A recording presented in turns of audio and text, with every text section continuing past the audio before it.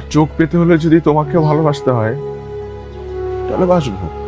ছোট পর্দার জনপ্রিয় অভিনেত্রী তানিয়া বৃষ্টি ভিন্ন চরিত্রে অভিনয় করে দর্শকদের মন জয় করেছেন তিনি।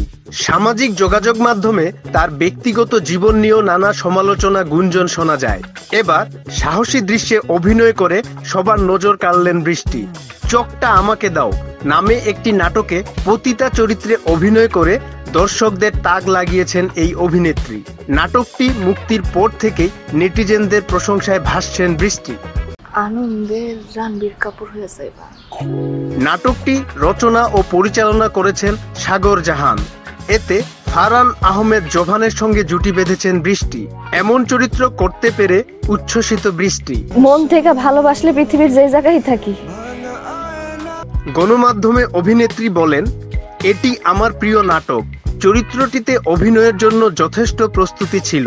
তিনি আরও বলেন, অবশ্যই আন্তরিক কৃতজ্ঞতা প্রকাশ করছি আমার সহশিল্পী জোভানের প্রতিও। তুই যে পৃথিবী দেখতেছিস সেটা আমার মায়ের দেয়া।